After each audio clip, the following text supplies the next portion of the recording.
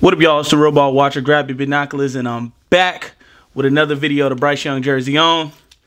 You know what that means. Panthers hired a new head coach, Dave Canales. Let's go ahead and jump to the scheme, and let's talk about why he got hired and what he will do for Bryce Young. Now, this is not going to be a full deep dive in his scheme like we did for Thomas Brown, what his offense will look like.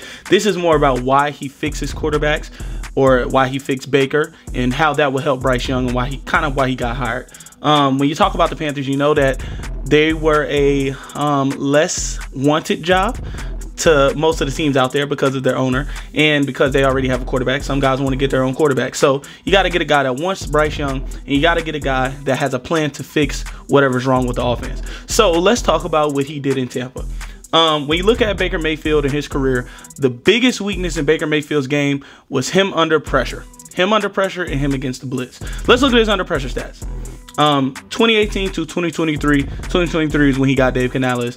2018, sorry, 51% completion percentage under pressure, 45 and 19, 43 and 20, 41 and 21. 2022, he had 45, where he played on two different teams under Sean McVay, under Steve Wilkes, and under Matt Rule. Two of those for the Panthers, two of those for the Rams, whatever. But this year, under Dave Canales, at the start of the year, I want to say this is only maybe 5-6 games in, maybe 7, because I did get this from, what's the Underdog page where they do the scheme with Colt McCoy's, Josh, you know who I'm talking about. Shout out to them, Will. Shout out to them boys. I got this for them. 71.4 completion percentage under pressure. I didn't really update it because I didn't know where to find the stats, but I do have graphs to support that he was still good under pressure and film. So let's look at the other graphs for it. When you look at 2023 QB EPA versus the blitz and versus the not blitz or non-blitzing plays, you have Baker Mayfield up here at the top. When you're looking at the bottom, that's EPA versus the blitz, and he's what, 1, 2, 3, 4, fourth in the entire league when it comes to EPA versus the blitz, and kind of middle of the pack when it comes to the EPA versus non-blitz, but we're not talking about that. So he's one of the best quarterbacks in the league when it came to playing against the blitz. And when you look at the second arrow towards the bottom of the league, where's Bryce Young? He's all the way at the end. I want to say he's the 4th worst. So Tommy DeVito, Aiden O'Connell, and Mac Jones were the only ones that were worse against the blitz than Bryce Young. And Tua, Dak, and Brock Purdy were the only ones that had a higher EPA versus the blitz than Baker Mayfield. So what Dave Canales does is helps quarterbacks face pressure and helps their weaknesses, basically. Let's look at the next one. This one is 2023 QB EPA versus pressure and non-pressure. This is through week 16, so basically the entire season.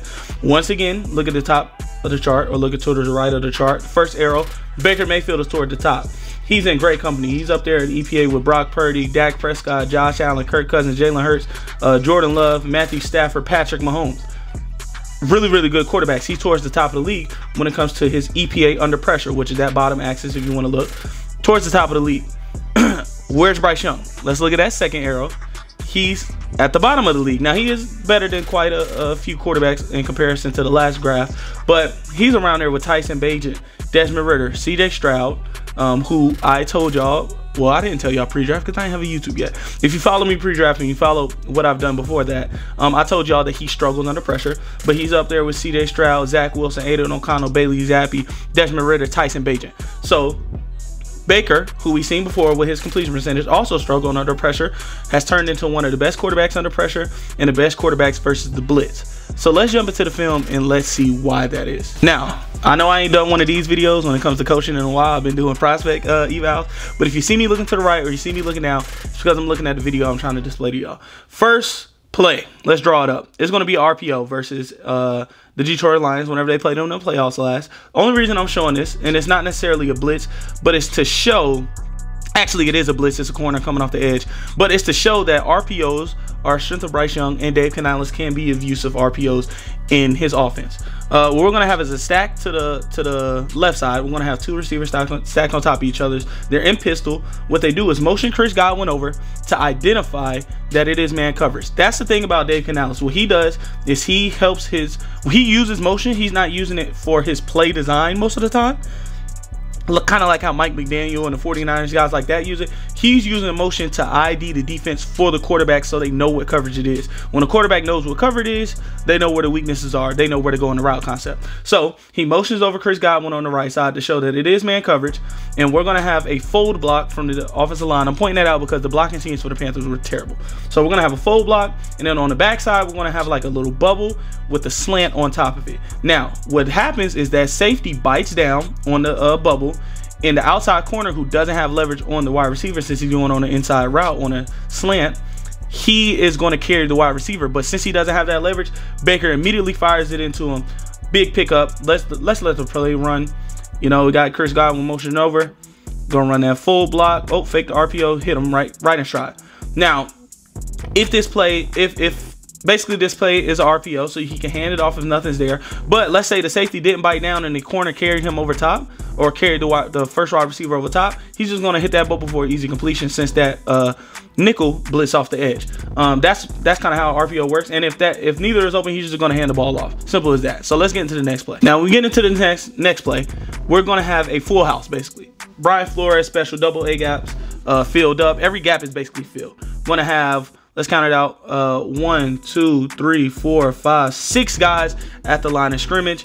We're going to have obviously man defense behind that. And the way that Dave Canales shows Baker Mayfield this is, one, he motions over Mike Evans, which has a which if you're playing man coverage, you're going to have to follow him. So he has the corner follow him to the slot. That motion helps identify, once again, that this is man coverage. Help Baker know what's coming. All right. Now, once you motion Mike Evans over, he's going to run an out route. The point receiver in that 4 receiver stack on that side is going to run, kind of take an outside release and turn it into a post. Chris Godwin on the slot is going to run a drag. And then you're going to have your tight end on the backside dig with the running back, Rachaad White, just running a little sit down route. So basically what this does, the Lions didn't even bring pressure, or they didn't bring an actual blitz on this play. It was kind of like a fake delayed and back in the coverage blitz. So let's let the play run right quick. So we're going to have Mike Evans motion over. What you see, since they're in man, watch that safety deep. Boom, sit down route, get on the ball, make a couple moves, first down. Now, the reason that this play works is because since they motioned over Mike Evans, there is 4 receivers to 4 DBs. But the safety over top is too far deep to guard the underneath route. With all the traffic that's going on underneath, he's not able to come down hard on that play and make a play on the ball. So Rachaad White's able to catch it in space, make a move, and get an easy first down. Really, really simple play, and it ends up being a first down, and it's not necessarily a blitz, but there is pressure from the phantom blitz, basically, because those double A gaps was mugged up. They're going to leave a guy free off the edge because the interior pressure is more valuable than it is outside pressure, so you're automatically going to leave a guy unblocked off the edge so your quarterback can get it out quick when you're facing a full blitz. So they're going to have a free rusher coming from the edge. Boom, quick decision, get it to him in space. Corner or safety isn't able to bite down. He has plenty of space to make a move. Easy first down. Basically, Dave Canales is really, really good with his quarterback, communicating and understanding what coverage you're seeing, where the blitz is coming from, and let's get the ball out quick, get the ball out to our playmakers in space, or let the scheme make get guys in space and get them open for an easy first down. Let's move into the next play. Now, this next play is going to be the same exact look, double mugged up A gaps from the Detroit Lions, 6 guys on our defensive line, but we're going to leave Rachaad White in there to block. So we're going to have 6 on 6 basically, or is it? Yeah, 6 on 6 basically, but we're still going to have a free rusher coming through. Once again, what does Dave Canales do to help Baker Mayfield? He's going to motion the tight end over and move him into the slot to identify that this is man coverage. Now, when it comes to the route concept, you're going to have Mike Evans on the backside dig, basically one-on-one superstar receiver versus a I can't see who that corner is. Jeff Okudah, or that's not Jeff Okudah. Can't see who the corner is, but a superstar receiver one-on-one versus corner with no safety help. That's a mismatch. Then you're going to have your tight end basically just running the clear out just to hold the safety so he can't help on anything underneath since this is a blitz. And then on the opposite side, you're going to have your slot wide receiver running a drag, and then Chris Godwin, another star receiver, one-on-one running a backside slant. Basically, Baker Mayfield sees, hey, we're getting pressure from the middle. What do you do when you see pressure? You throw into that pressure. So since the pressure is coming from the middle, what Baker Mayfield knows is, hey, I should get it out quick, one, and I should either hit this slant or I should hit this drag. Baker Mayfield opts to hit the slant. So let's let the play run. Let me not talk too much. Let's let the play run right quick. Motion over with the tight end. He goes into the slot. Snap ball. He's going to try to hit Chris Godwin on that slant on the backside. Now, this was incomplete. But I do want to point out that once Chris Godwin had enough space, and if Baker was a little bit more accurate, this was a first down. But when we let the play run again, let's see it from the backside angle. See, that is a good ball. That is a good decision. That was an easy catch if he gets it in his chest. But let's let the play run again. You'll see that drag is open. This is only maybe a 3rd and 4. That drag was open at the sticks with space. Because it's a blitz, the DBs have to play a little off. If he hits that drag, that's an easy first down. Dave Canales identifies the defense, showing his quarterback where the pressure is coming from, where the mismatches will be, make a decision, get it out quick. That will help Bryce Young, just like it helped Baker Mayfield this year, how he helped Geno Smith last year, how he helped Russell Wilson when he was his quarterback's coach in Seattle. But let's get into the next play. Now let's get into the divisional game. Was it divisional? Though, the wild card game against the Philadelphia Eagles. I know that defense sucked. Now I know that was a bad game for that defense, but we just want to point out this play because I'm going to keep reiterating everything I've shown in these plays is the exact same thing. IDing, showing it against the blitz, showing his quarterback where he needs to go. So let's look at it. We're going to have a 5-man front for the Eagles with pressure off the outside, which they're going to turn into a stunt that loops around towards the middle of the center for Hassan Reddick. So basically what Dave Canales is going to do, he's going to let his tight end chip, but he has a trips to the right, has a tight end kind of flexed in close to the line of scrimmage. He has his back on the left side. We're going to motion over. I want to say that's David Moore. We're going to motion him over into the slot between those 2 wide receivers to show what? That is man coverage. So he's going to motion slot receiver over, showing that it's man coverage. He's going to run a simple drag. Now Mike Evans is going to run his favorite route, backside dig. And then we're going to have, I want to say that is Chris Godwin. It might not be. He's just going to run a skinny post in the slot, in the on the hashes, basically. Then you're going to have your running back actually cross face of Baker and get open in the flats. The reason that he crosses face, we talked about whenever DBs or defenses are blitzing, the DBs are a little bit further off, especially the safeties who usually have the responsibility of the running back. We've seen it in that Detroit Lions play. That safety to the left side, he has the responsibility of Rachaad White, who's in the backfield. That's why Rachaad White crosses his face, because the safety not only has to come down to guard Rachaad White, but he has to cross the field where a whole bunch of traffic is, making it a natural pick. Now, we're going to have the tight end do a chip, and he's just going to do a little drag across the field. But because Rachaad White crosses his face, it kind of turns into a little mesh concept where you have 3 routes going the opposite direction of where the safety needs to run and help, and you're going to leave a guy open eventually. So let's let the play run right quick. See, it's not nothing. So you're going to motion over David Moore. He's motioning over. See the tight end chips. David Moore runs that drag across the field. Boom. If you're paying attention, look at those safeties run into each other, or the DBs run into each other. The reason that they ran into each other, while David Moore just makes the Eagles defense look silly, the reason they ran into each other because that natural pick or mesh from the running back crossing face of Baker on top of the crossing route, it puts the DBs in conflict when there's too much traffic going to that side of the field. Now Baker has the opportunity where if he doesn't like that deeper crossing from David Moore, he could easily hit Rachaad White underneath, a running back who's great in space and great at making guys miss for a huge gain. Let's let the play run again. As it's running, you see Rachaad White is butt naked nasty. Are y'all paying attention? Run it back if you're not paying attention. Rachaad White is butt naked nasty underneath. Now Baker takes the bigger gain, or at least a deeper shot downfield, and it turns into a touchdown anyway. But let's say that doesn't get open. Rachaad White is going to be open because that safety has to cross through so much traffic just to get there. Look at it. Before he even ran into him, Rachaad White had nothing but daylight. So let's get into the next play. Once again, it's very simple. ID that this is man coverage. Motion the guy over. Have the routes conflict the man coverage that you're playing against. Show your quarterback where the blitz is coming from and get somebody open with the scheme, or rely on your superstar receivers to get open. It's very simple. Dave Canales is not running something super complex, and that's the good thing about his offense and why he helps quarterbacks. It's very simple to follow. Let's get into the next play. Now, I wanted to show just a little sneak peek this play because it's not against a blitz.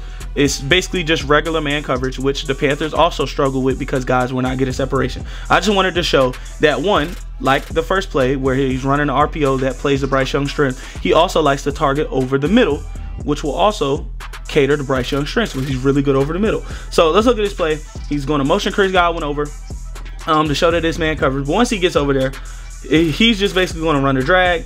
The opposite wide receiver on the other side is going to run the drag. Easy mess concept. Now, over top, we're going to have Mike Evans, who's in the slot.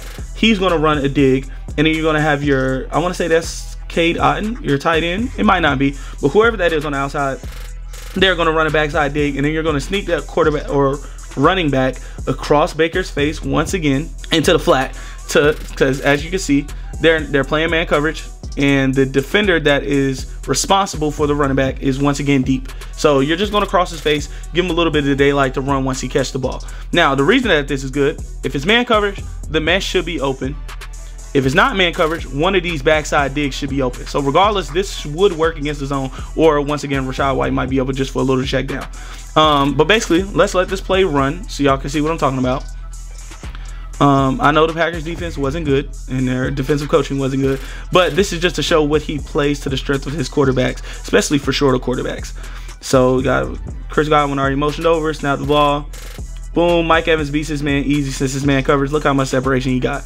But once again, if it doesn't work, like if it's not man coverage, once you see that motion, it would have showed Baker that it wasn't man. Baker would have been given the opportunity to check.